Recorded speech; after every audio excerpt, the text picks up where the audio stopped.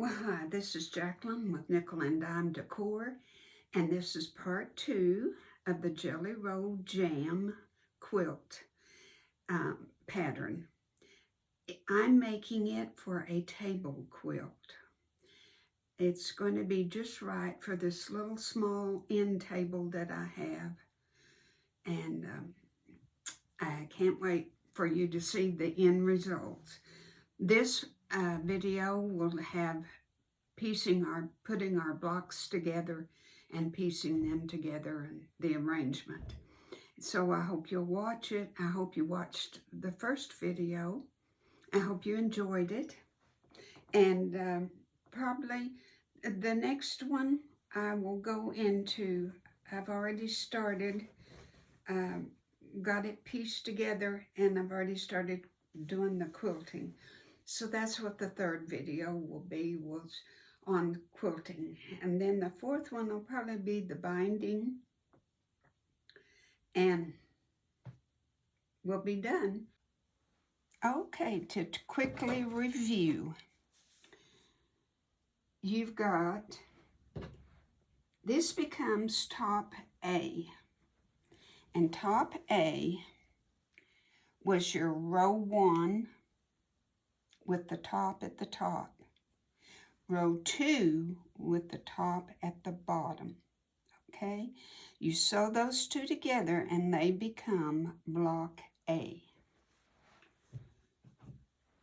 Then block B is row 1 with the top at the bottom, and row 3 with the top at the top. You see why it's important to have top written on these. That becomes block B.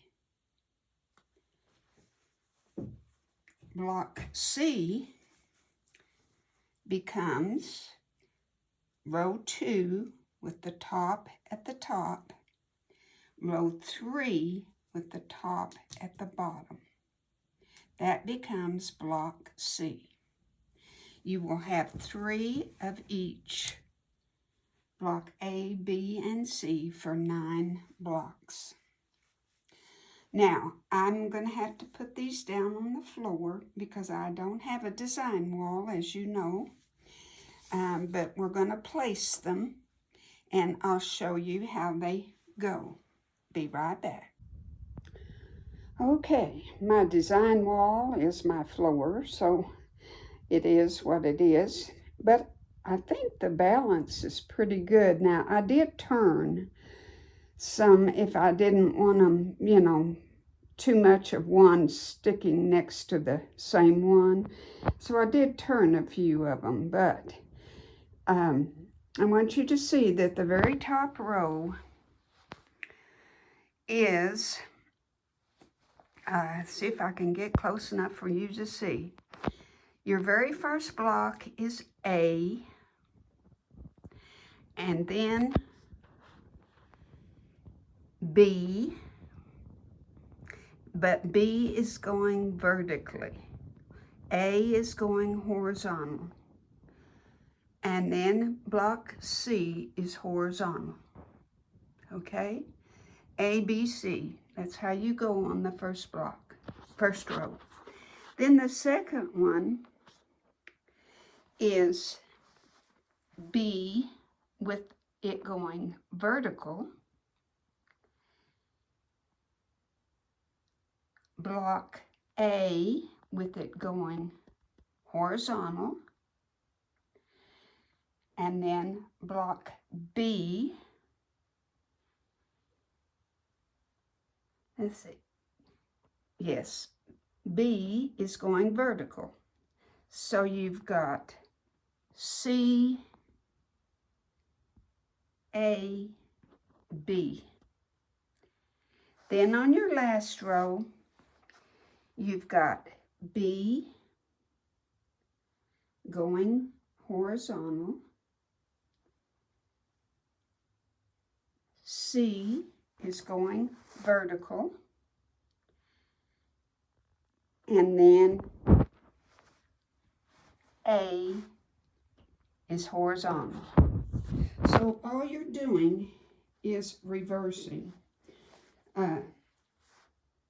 You're going horizontal, vertical, horizontal, vertical, horizontal, horizontal, vertical, horizontal, vertical, and horizontal.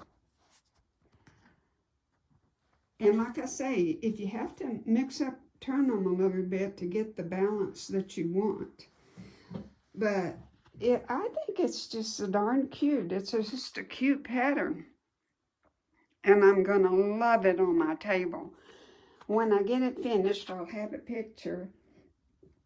And I'm going to have a plant and a lamp and some rabbits and make it my spring table.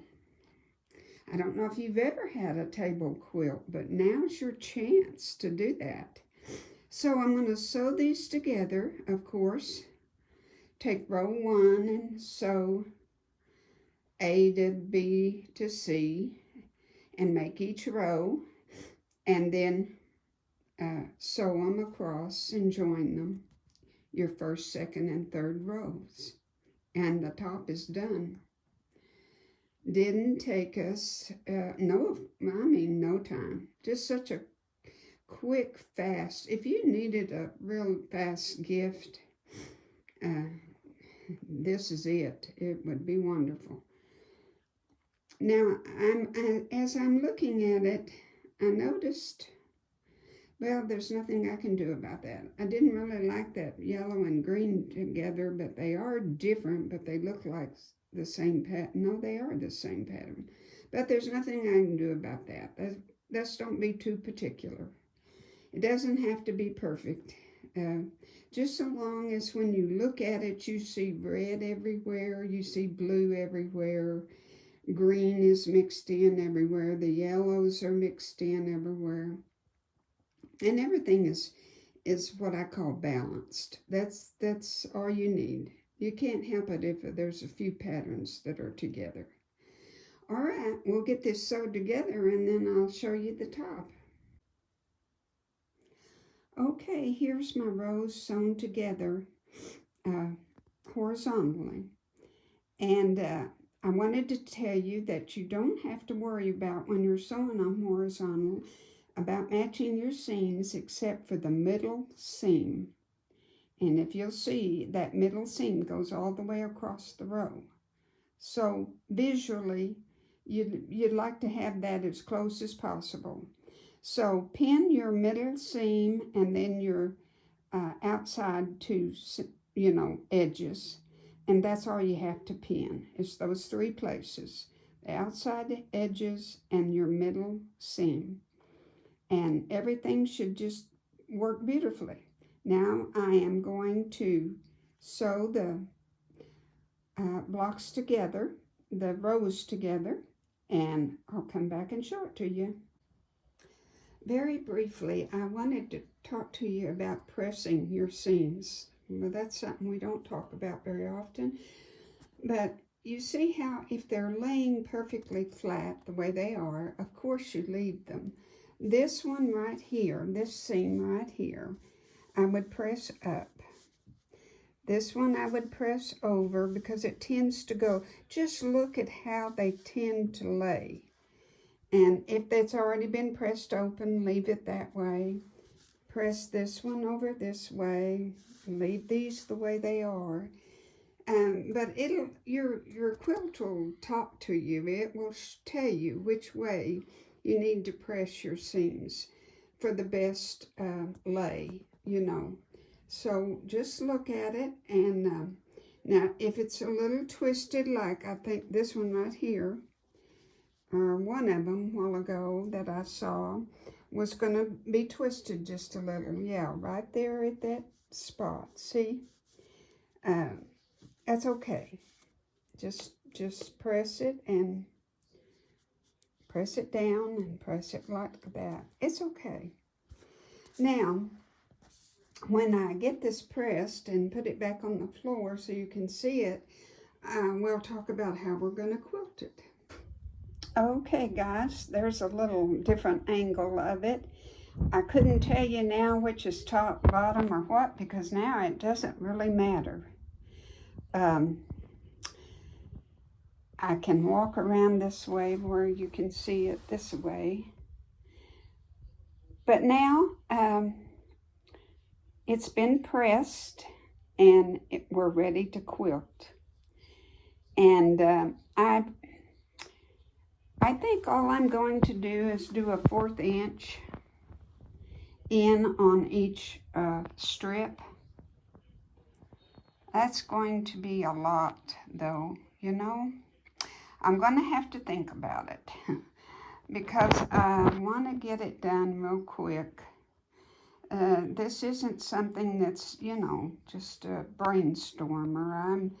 I'm kind of looking for something quick and simple. So, you know, I might do my wavy lines that I like to do. I sure might do that. I'll just think on it. I think the wavy lines would be great. And do them vertically and horizontally like they are. I think that's what I'm going to do. And then if I know that if you watch my channel, you saw the last estate sale I went to. I got this beautiful piece of cream colored. It had 2 or 3 yards to it, and that's going to be my backing. I could use something real colorful, but I think that's what I want to do. Because, you know, if you reverse it someday and just have a cream colored table quilt, I think that would be gorgeous. So we'll see, but I think that's what I'm going to use for my backing. And then I'm going to use jelly roll strips for my binding. I'm just going to sew a bunch of them together, and I'll measure. If this was 36.5, just do 36 times 4, or 36.5 times 4, and add 8 to 10 inches extra for your binding. And of course, a jelly roll strip then is 2.5 inches, and you'll just fold it in half. It's 1 1/4, and it's perfect for your binding. So moving along, we'll see what comes next. I don't know if I'll do my quilting in this segment or have it in the next segment. And that's to be seen. We'll see what happens.